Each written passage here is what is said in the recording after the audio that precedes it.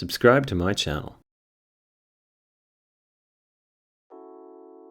দেশ এবং দেশের বাইরে যারা আমাকে শুনছেন তাদের সকলকে আমার ভালোবাসা জানাই, শ্রদ্ধা জানাই অন্তর থেকে।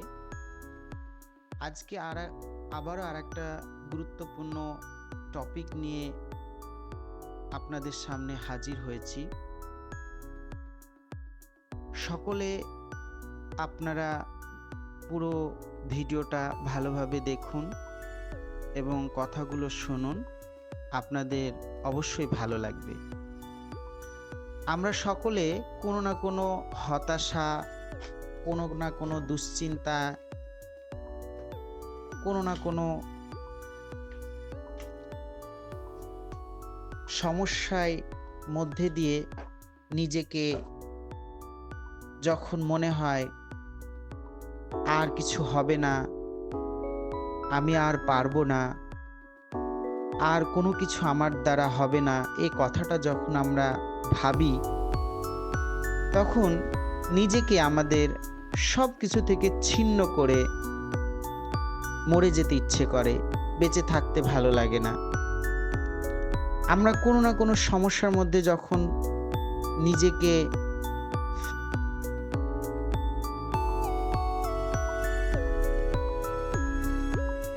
ঠিক করতে পারি না, তখন কারো আর্থিক সমস্যা, কারো বিচ্ছেদের সমস্যা, কারো চাকরির সমস্যা, কারো জীবনে কোনো কিছু হারিয়ে যাওয়ার সমস্যা, বিভিন্ন সমস্যা নিয়ে যখন আমরা বিভিন্ন প্রবলেমগুলো যখন আমাদের সামনে আসে তখন অনেকে আমরা দিশেহারা হয়ে যাই। কি করব, কিছুই ভালো লাগছে না, নিজেকে ভালোভাবে তৈরি করতে পারি না। কিন্তু আজকে একটা ঘটনা আপনাদেরকে শোনাবো, যা ভিডিওটা পুরোটা শুনলে আপনারা বুঝতে পারবেন যে না, প্রতিটা সমস্যা কিভাবে আমরা সমাধান করতে পারবো এবং কিভাবে আমরা ঘুরে দাঁড়াবো। তাই আজকে ঘুরে দাঁড়ানোর একটা গল্প আপনাদের সামনে প্রেজেন্ট করছি। আমরা এই গল্পটা বলবো এমন একজন মহান ভারতীয় চলচ্চিত্র জগতের মহানায়ক, তিনি হচ্ছেন অমিতাভ বচ্চন। তার জীবন থেকে ঘটে যাওয়া একটা ঘটনা থেকে তিনি কিভাবে ঘুরে দাঁড়িয়েছেন এবং আজ তিনি সফল একজন, সে সম্পর্কে আমি বলতে যাচ্ছি। 1999 সাল, অমিতাভ বচ্চনের জীবন তখন কঠিনতম সংকটের মুখে। তার company ABCL, Amitabh Bachchan corporation limited, তখন কিন্তু ঋণের ভারে প্রায় ডুবে গেছে।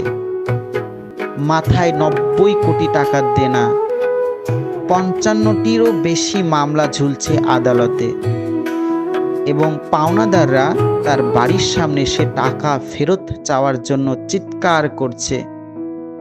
এমনকি মুম্বাইয়ের বিখ্যাত প্রতীক্ষা বাংলো বাজেয়াপ্ত করার হুমকিও দেওয়া হয়েছে। কিন্তু এটাই কি শেষ? জীবন কি এখানেই থেমে যাবে? না, তিনি তো আমাদের মতো নয়। তিনি হচ্ছেন মহানায়ক অমিতাভ বচ্চন। নিজের ভেতর থেকে খুঁজলেন উত্তর, কিভাবে ওভারকাম করা যায়, তার আসল শক্তি কি, তার আসল পরিচয় কি। মন থেকে তখন এলো স্পষ্ট উত্তর যে তিনি একটা বিষয় ভালো জানেন, সেটা হচ্ছে অভিনয়। তখন তিনি নিজের অহংকার, স্টারডম, অতীতের গৌরব সব কিছু সরিয়ে রেখে বন্ধু ও বিখ্যাত পরিচালক যশ চোপড়ার কাছে গেলেন। সেখানে বিনয়ের সঙ্গে শুধুমাত্র একটা কথাই বললেন, আমাকে একটা কাজ দেবে। এত বড় এক সময়কার সুপারস্টার যার জন্য গোটা ভারতীয় সিনেমা ইন্ডাস্ট্রি অপেক্ষা করত, সেই মানুষটি কাজ চেয়ে হাত পাচ্ছেন। এটাই ছিল অমিতাভ বচ্চনের সাহসের আসল পরীক্ষা। জীবন যখন অন্ধকারে ঠেলে দেয়, তখন প্রকৃত বিজয়ী মানুষ সেই হয় যে নিজের অভিমান ভুলে আবার শুরু করতে চান। তখন যশ চোপড়া তাকে দিলেন মহব্বতে, সিনেমায় একটা গুরুত্বপূর্ণ চরিত্র। আর ঠিক একই সময়ে ভাগ্য আবার দরজা খুলে দিল টেলিভিশনের মাধ্যমে। জনপ্রিয় শো কৌন বনেগা করোড়পতি, কেবিসি। সঞ্চালকের দায়িত্ব এলো তার হাতে। দেখতে দেখতে পরিস্থিতি বদলে গেল। এক সময় ঋণে ডুবে যাওয়া মানুষটি আবার শীর্ষে উঠলেন, নিজের প্রতিটা ঋণ শোধ করলেন, এমনকি সরকারি সুদের টাকাও শোধ করলেন বিজ্ঞাপনের মাধ্যমে আয় করা অর্থ দিয়ে।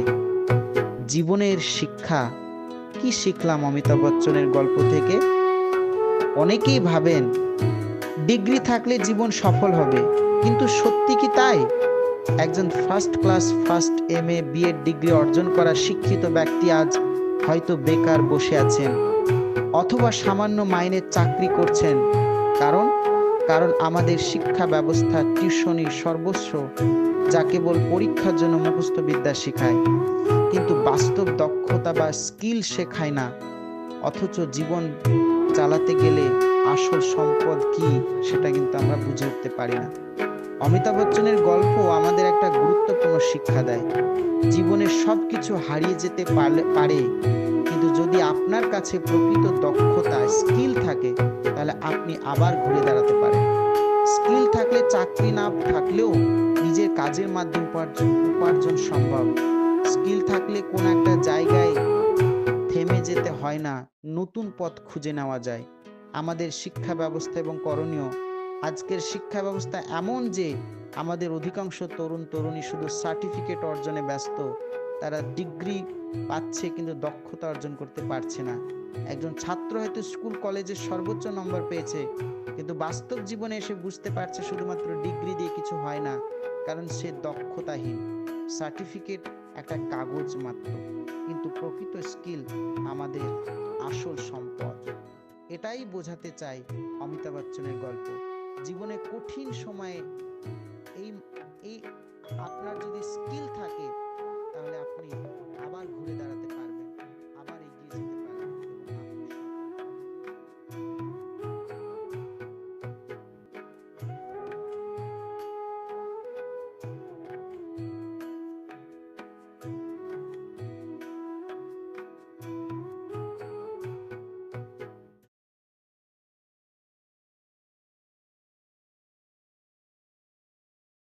Subscribe to my channel.